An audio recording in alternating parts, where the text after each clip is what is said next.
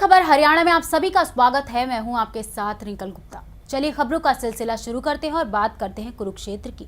कुरुक्षेत्र में sewerage treatment plant की 4 दीवारी में किसान द्वारा बिजाई किए गए गेहूं की फसल आखिरकार काट ही ली गई।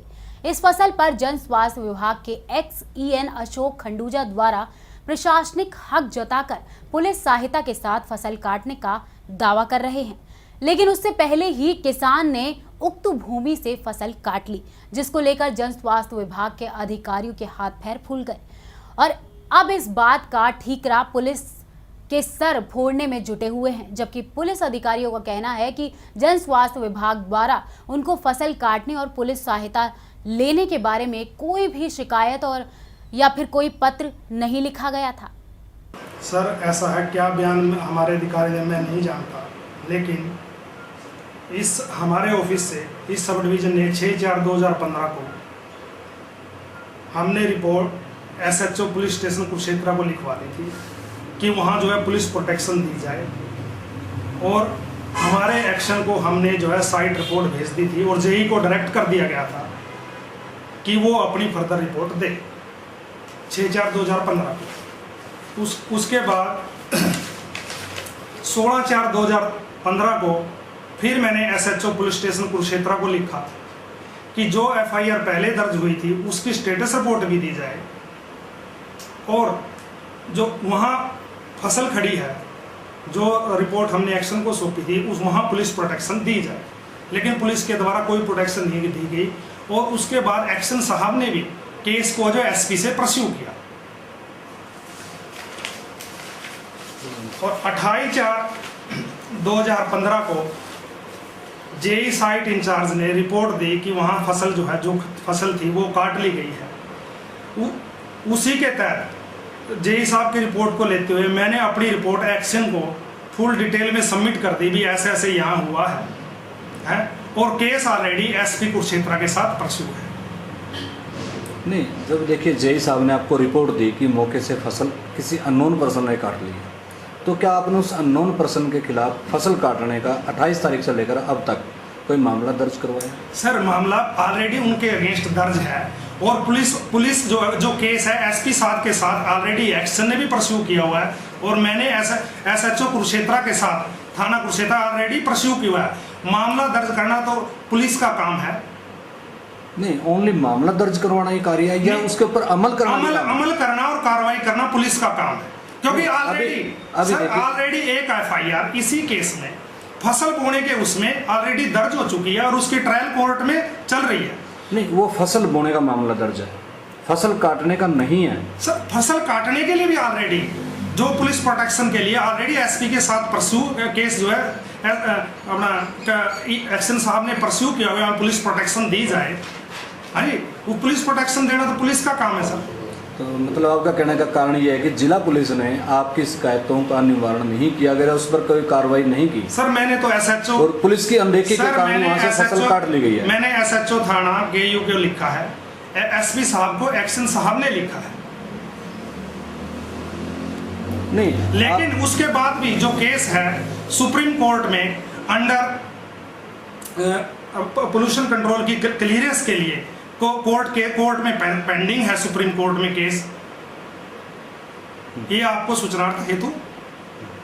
नहीं, देखिए, जो फसल आप मामले की बात कर रहे हो, एक तरफ आप बात कर रहे हो कि अननोन पर्सन के खिलाफ मामला दर्ज है, तो मामला दर्ज नहीं है सर, अननोन पर्सन ने काटी है, वो तो पुलिस ने ट्रेस आउट करना है कि भाई कौन है, किसने काटी है। और में जो पुलिस का जो इस लैंड एक्विजिशन का केस है पोल्यूशन कंट्रोल की क्लियरेंस के लिए, वो सुप्रीम कोर्ट में पेंडिंग है। पब्लिक हेल्थ की तरफ से कोई नरकातारी उसमें सीवेज ट्रीटमेंट में फसल काटने के लिए कोई पुलिस प्रोटेक्शन के से संबंधित आपके पास कोई शिकायत मिली है? हमारे पास अभी तक प्रशासन की तरफ से कोई शिकायत नहीं है।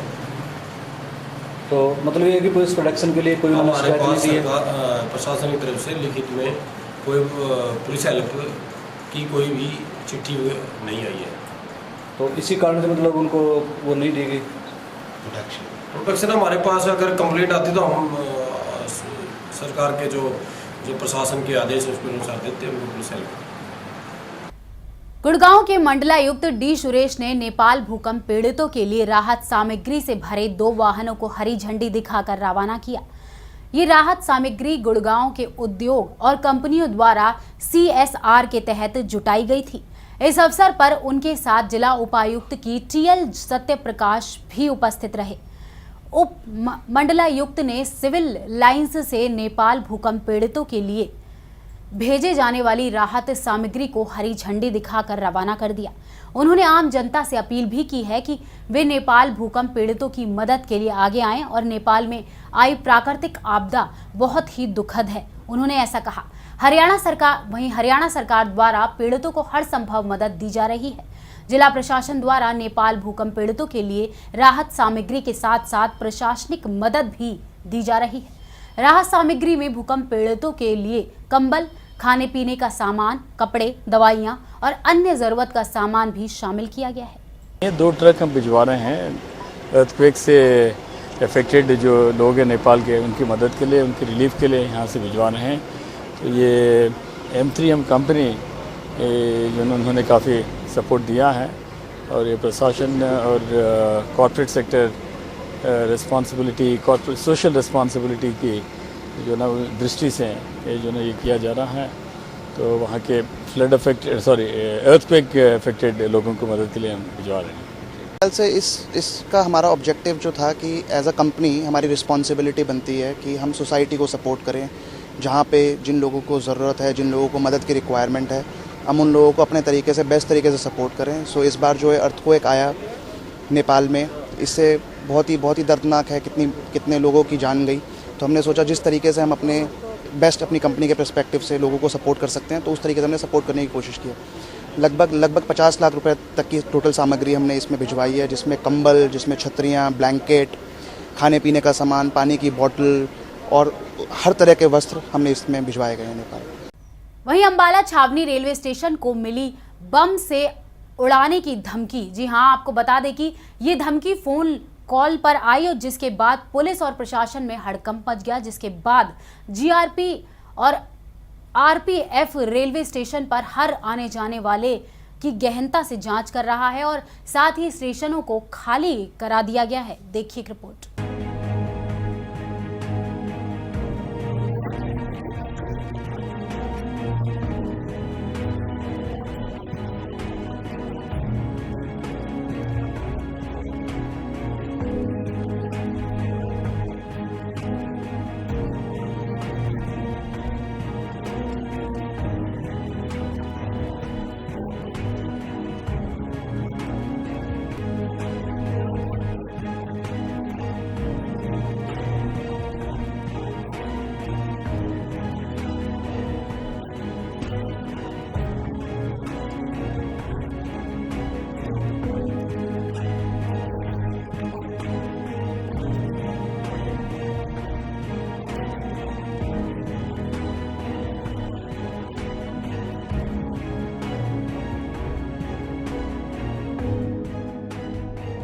डिस्ट्रिक्ट कंट्रोल रूम में एक फ़ोन आया था 100 नंबर पे कि जिसमें उसने बताया कि मुकेश नाम के आदमी ने, किसी ने व्यक्ति ने फ़ोन किया है और उसने ये बताया कि हम बम को से इसको रेलवे स्टेशन में उड़ा दें और कई जगह बम लगे हुए हैं। जब हमें सूचना मिली, इस सूचना पर हमने अपनी बम डिस्पोजल टीम व अफसरान वाला को बताया गया और इस पर हमने 506-507 का मुकदमा दर्ज कर दिया है। बाकी तफ्तीश जारी है। बम डिस्पोजल टीम ने पूरे रेलवे स्टेशन को और हमारी टीम ने चेक कर लिया, कभी कोई चीज़ ऐसी मिली नहीं संदिग्ध हो। अभी कोई इस बारे में जांच जारी है, जैसे भी मामला होगा उचित कार्रवाई हमें करना चाहिए। क्या लगता है ये जिसने फोन किया हो, पहले भी इस तरह की लेटर आते हैं? जी हाँ, पहले भी इस तरह काफ़ी लेटर आ चुके हैं, लेकिन ये कभी अफवाहें फैलाने वाला कोई व्यक्ति भी हो सकता है और फिर भी पुलिस हर नज़रिए से इसको देख रही है और जैसे भी इसमें कार्रवाई बनेगी हम अमल में लाएंगे। लोकेशन वगैरह भी कुछ चेक हो पाई है? जी नहीं, अभी हम इसमें साइबर सेल की भी मदद ले रहे हैं। इसमें हमने साइबर सेल को भी नोट करवा रखा है, जैसे ही पता लगेगा हम इसमें सभी नज़रिए से देख रहे हैं।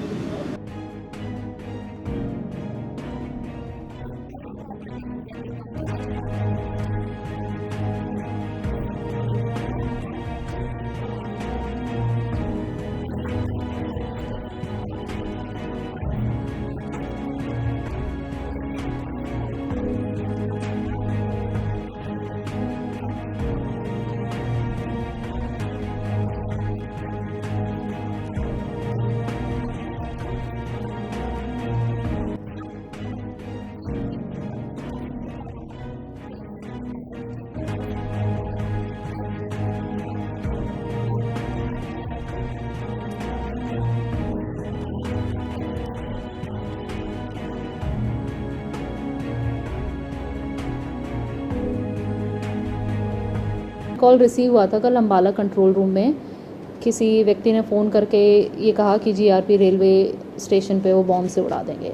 तो इमीडिएटली हमने उस पर कार्रवाई करते हुए एक तो फटाफट से जो हमारी पुलिस पार्टीज़ जो प्रेजेंट थी स्टेशन पे उसको हमने स्ट्रेंथन कर दिया और वहाँ चौकसी एकदम से बढ़ा दी। सुरक्षा के लिहाज से वहाँ जो भी सस्पेक्टेड लोग थे उनके सामान को उनको चेक वगैरह किया गया। वैसे तो ये एक फेक कॉल थी पर फिर भी हमने इस पर इमीडिएटली केस रजिस्टर कर दिया against the caller under sections 506 and 507 IPC. Caller की आइडेंटिफिकेशन हो चुकी है। वैसे उसने फ़ोन पे भी अपना नाम खुद बताया था पर हमारी साइबर टीम्स इसके पीछे लगी हुई हैं ताकि उसकी लोकेशन आइडेंटिफाई हो सके और हम उसे गिरफ्तार कर सकें।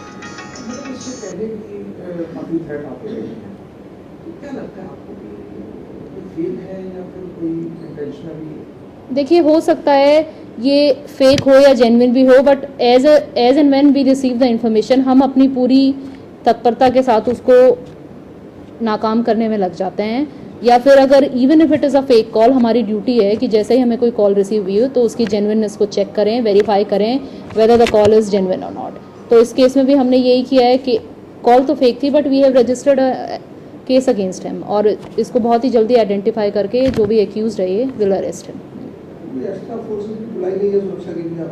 नहीं, अभी तो हमारी जो फोर्सेज हैं हमने स्ट्रेंथन कर दिए हैं, एक्स्ट्रा फोर्स हमने स्टेशन पे लगा दिए हैं।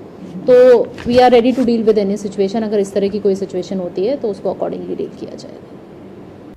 पुलिस की 3rd डिग्री की पिटाई से तंग आकर 7वीं क्लास के छात्र के द्वारा की गई आत्महत्या की कोशिश के मामले में टीवी पर प्रसारित खबर का असर हुआ है।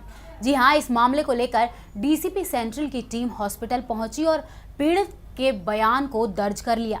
आखिर क्या है पूरा मामला, देखिए रिपोर्ट में।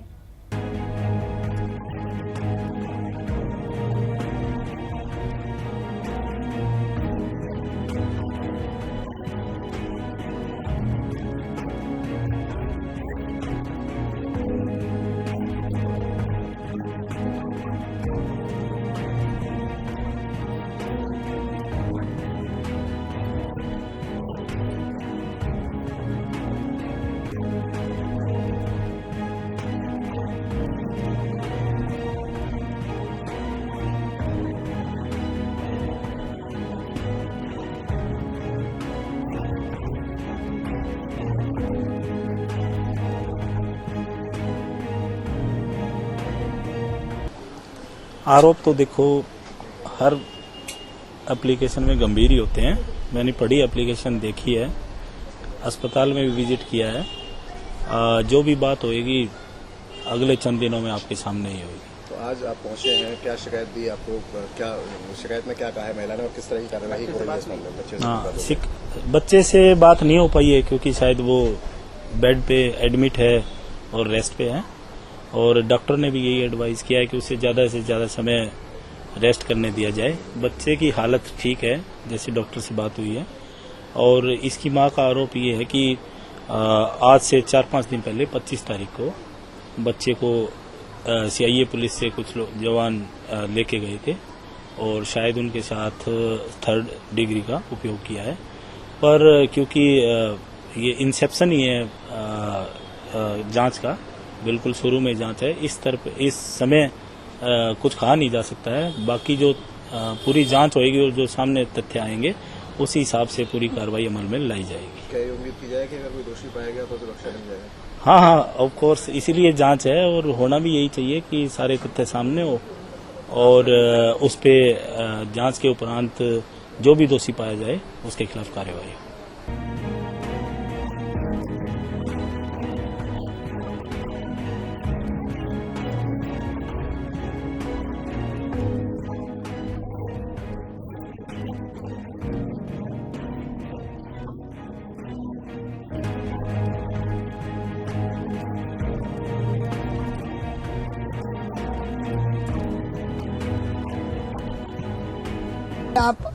आप आए हो हमारे पास, हम गए, हमारे वीडियो वाले ने करिए, उसके बाद में कोई नहीं आया, एक भी बंदा नहीं आया।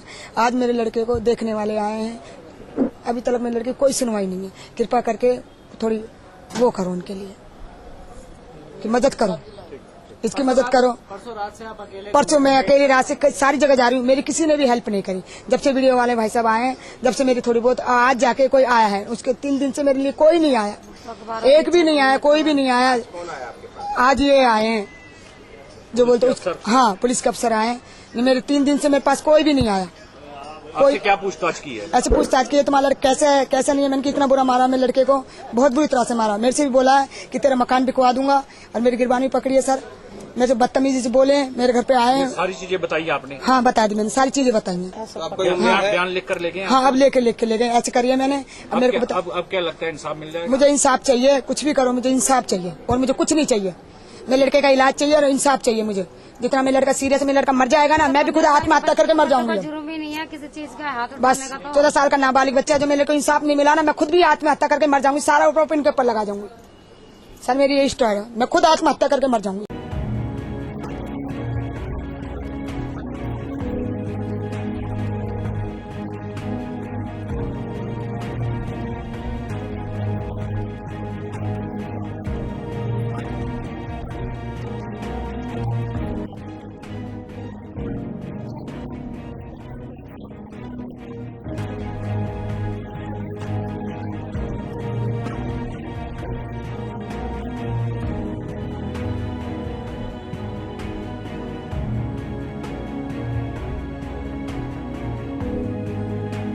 अभी जो हालत है वो अभी डॉक्टरों से बात हुई है, अभी स्टेबल है, पर लड़के की जो हालत और जो कंडीशन देखकर जो लग रहा है कि वास्तव में बहुत ही बुरी हालत से, और जिसको हमने सुना था फिल्मों में देखा था 3rd डिग्री क्या होती, आज यहाँ पर देखा कि वास्तव में पुलिस की 3rd डिग्री क्या होती है, और एक आम आदमी, गरीब आदमी पुलिस से इतना क्यों भयभीत रहता है। तो पता कैसे चला आपको? कौन है ये आपका, कैसे पहुंचे हैं आप, किस तरह की मदद करें? ये हमारी सामाजिक संस्थाएं हैं और भी कई लोग सामाजिक संस्थाओं से आए हैं।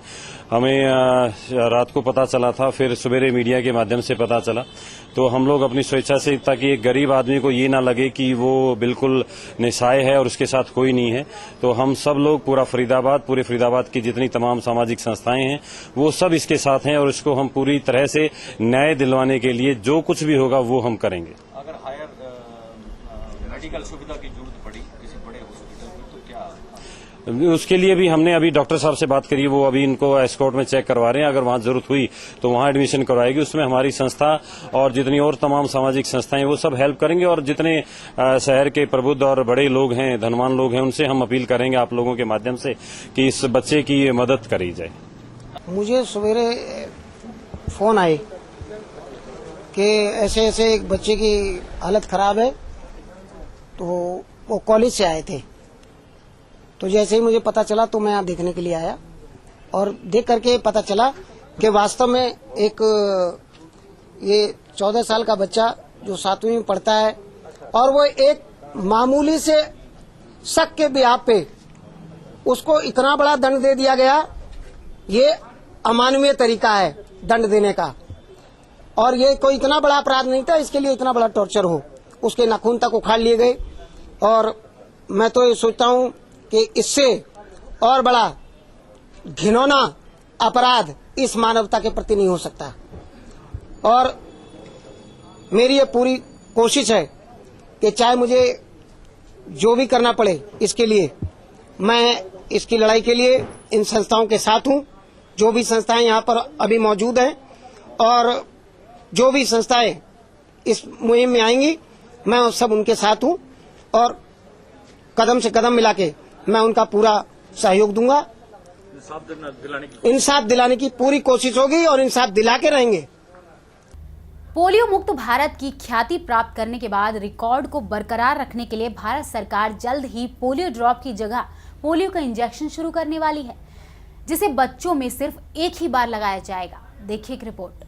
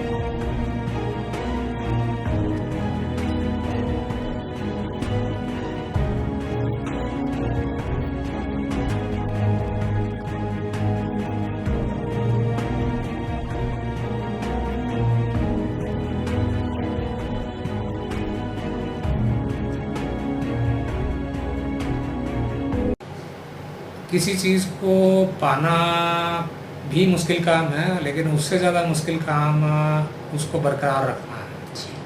और ये बहुत ज़रूरी है कि पोलियो पिछले 3.5-4 साल से हमारे पास कोई भी पोलियो का केस नहीं आया है, लेकिन हमारा पड़ोसी देश पाकिस्तान और अरब कंट्रीज़ के अंदर पोलियो के केसेस आ रहे हैं।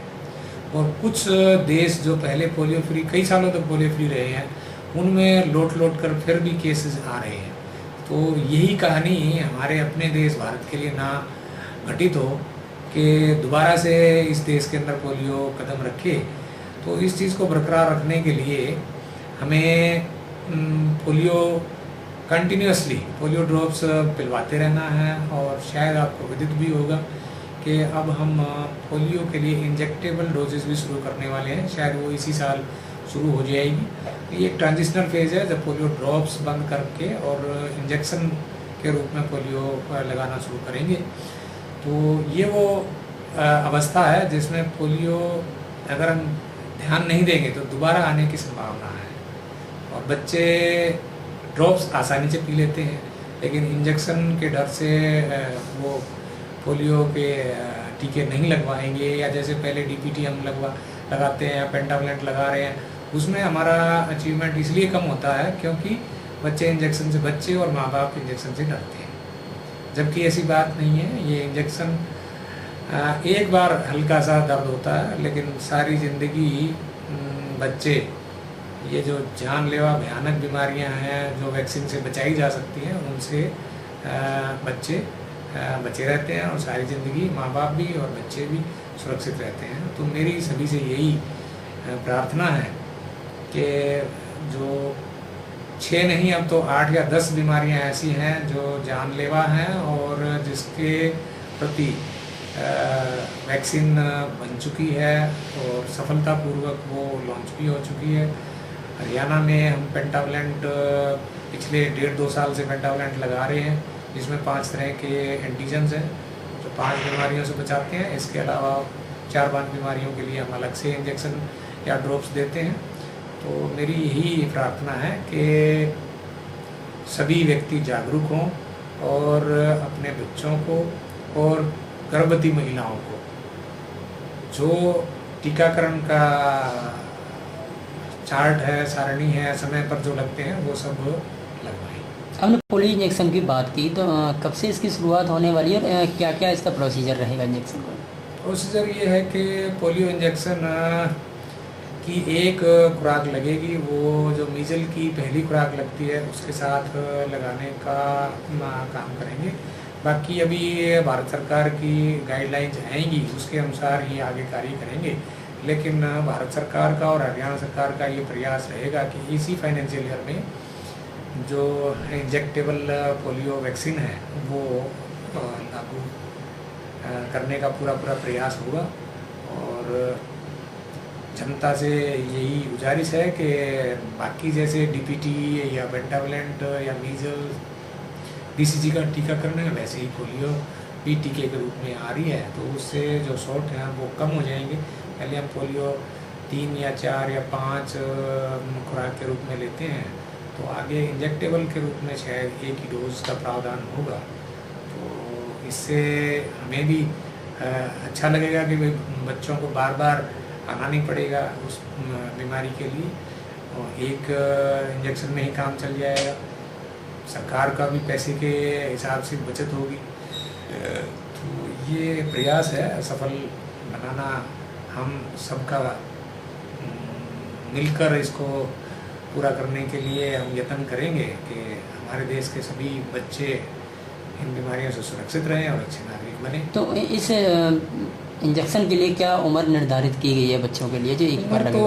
उम्र तो वही 5 साल तक के बच्चे ही हैं। बाकी रूटीन में जैसे हमारे पोलियो की डोजेज लगती हैं 1.5 महीने से शुरू होकर 1.5 महीने, 2.5 महीने, 3.5 महीने, उसके बाद में हम पोलियो की बूस्टर डोजेज वगैरह देते हैं।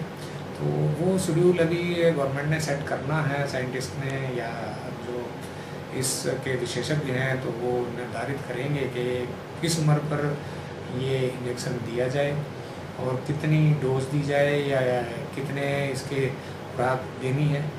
लेकिन अभी तक ये है कि सिंगल डोज के रूप में इसको विकसित और लगाने का काम किया जा रहा है। सितंबर तक शायद इसमें लगाने की संभावना है। खबर हरियाणा में फिलहाल वक्त हो चला है एक छोटे से ब्रेक का।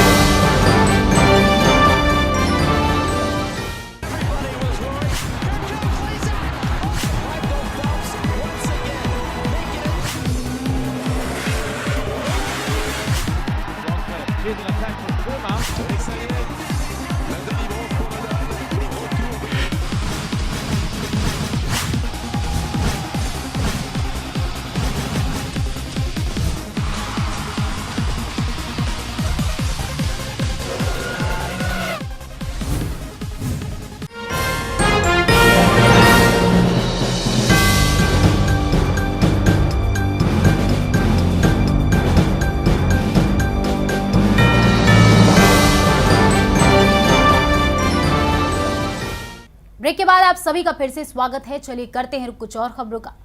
फरीदाबाद के जिला खेल अधिकारी सत्य प्रकाश राणा का विदाई समारोह मनाया गया, जिसमें फरीदाबाद के तमाम खेल से जुड़े कोच और हरियाणा के खेल अधिकारी मौजूद रहे।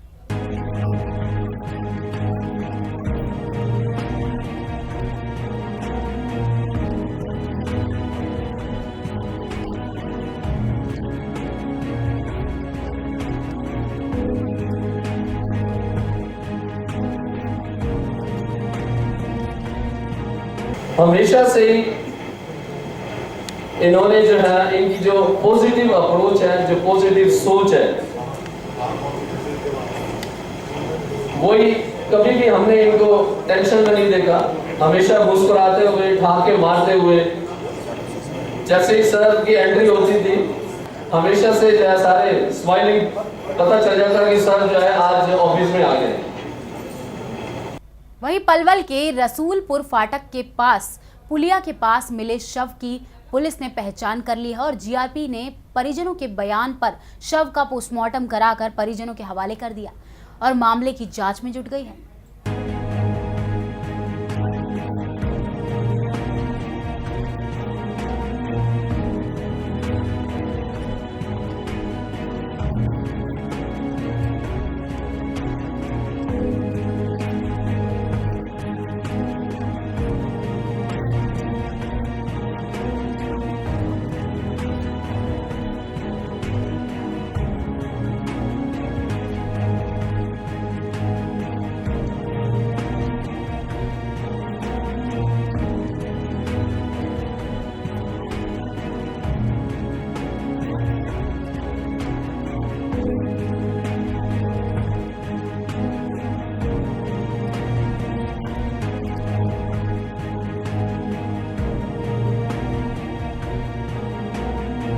की पहचान हुई है, कहाँ की हुई है, क्या ये यहाँ जी कैंप कॉलोनी है जो, और जिंक डाम है उसका।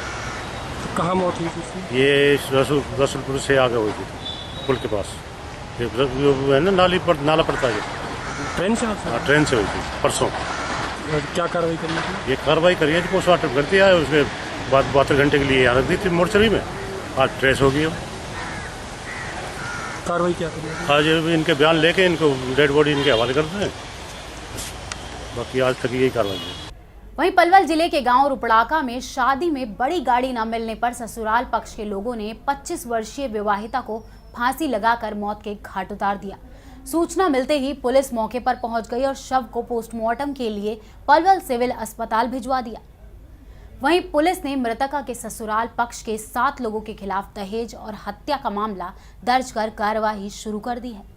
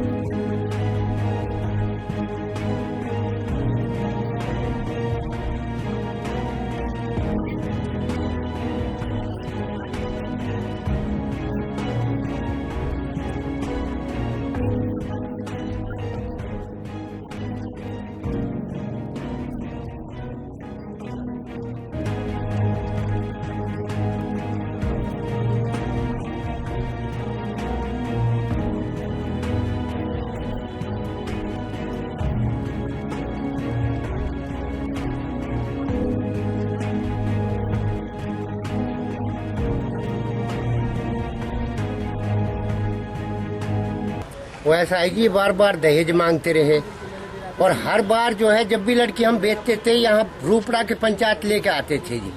और रूपड़ा के पंचायत लेके जब जो बिरादरी इनसे कहती थी, जब लड़की को ये मतलब कहते थे कि तुम इतने मजबूर करते थे कि तुम खुद करके जाओ हमारे घर पे, और हम खुद करके आए हैं जी 10 मरतबा। तो क्या कोई दहेज वगैरह की डिमांड होती है? दहेज तो बार बार मांगते ही रहे थी, गाड़ी भी साथ साथ बेच दी, जेवर भी लड़की इनका बेच दिया।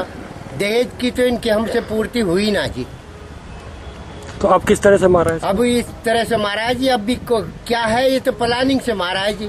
सगले घर के इनकी कोई प्लानिंग है, जो मारे पहले मारी है फिर मार के लटका दिए। उसके बाद में अब रात का हादसा क्या क्या हुआ है ये तो अब जो हमारी जो है दूसरी लड़की है वो उसका भी हम पूछेंगे, अभी वो होश में ही नहीं है। प्रशासन की कार्रवाई से संतुष्ट है नहीं अभी अब प्रशासन अपनी कार्रवाई कर रही है, उससे हम जो है खूब खुश हैं। अब देखो आगे वो क्या क्या कर पाएंगे, वो करेंगे तो कोर्ट भी है, कचहरी भी है, अब भी हो। कृषि मंत्री ओपी धनखड़ द्वारा किसानों को लेकर दिए गए बयान की हर तरफ निंदा हो रही है। इनेलो के प्रदेश अध्यक्ष अशोक अरोड़ा ने तो इसे देश के किसानों की बेइज्जती तक करार दे दिया। कृषि मंत्री को बर्खास्त करने की मांग भी कर डाली इन्होंने। इतना ही नहीं, उन्होंने इस प्रकार की बयानबाजी बीजेपी हाईकमान के इशारे पर करने की बात कही है। बहुत ही निंदनीय बयान है। एक जिम्मेवार पद पे रहने वाले व्यक्ति इस प्रकार के बयान देते हैं। आज किसान की हालत माड़ी है। वो किसान जो देश के लोगों का पेट भरता है, आज अगर उसके खेत में फसल नहीं होती और उसके अपने बच्चों का पेट भूखा रह जाता है, तो उन्होंने एक कदम उठाया। सरकार को चाहिए कि इस प्रकार के बयान देने की बजाय उन लोगों को राहत दें, ताकि वो अपने बच्चों का पेट पाल सकें, अपना कर्ज उतार सकें। सरकार उनकी फसल खराब हुई है तुरंत मुआवजा देना चाहिए, और उनकी जो फसल बची हुई है उनके ऊपर आज सरकार को बोनस देना चाहिए। हर खेत में आज नुकसान हुआ है, इस वजह से किसान आज आत्महत्या करने पर मजबूर हुए हैं। सरकार को चाहिए कि उनकी सहायता करे, और किसानों से भी हम अपील करेंगे कि इस प्रकार का कदम ना उठाएं। ये विपदा है, इससे हौसले से बर्दाश्त करें। लेकिन रोड़ा जी, जिस प्रकार भाजपा के कभी सांसद ऐसा बयान दे देते हैं कि महाराष्ट्र में इतने किसान मर गए थे, यहाँ अभी चिड़िया को जुकाम भी नहीं हुआ, और अब ये बयान, तो क्या माना जा रहा है कि बीजेपी बयान ये टोटल बेलगाम हो चुके हैं, ये पूरी तरह फेल हो चुके हैं। इस प्रकार से बयान देकर लोगों का ध्यान भटकाना चाहते हैं बस। मॉडर्न आर्या पब्लिक स्कूल में फरीदाबाद की ट्रैफिक पुलिस के ताऊ ने स्कूल में जाकर बच्चों को ट्रैफिक के नियमों के प्रति जागरूक किया। साथ ही बच्चों को बताया कि किस तरह सड़कों पर ट्रैफिक के नियमों का पालन करना चाहिए। साथ ही इस दौरान बच्चों को पुलिस द्वारा जारी किए गए हेल्पलाइन नंबर भी नोट कराए गए, जिससे अप्रिय घटना के दौरान पुलिस को सूचित किया जा सके। खबर हरियाणा में मेरे साथ बस इतना ही।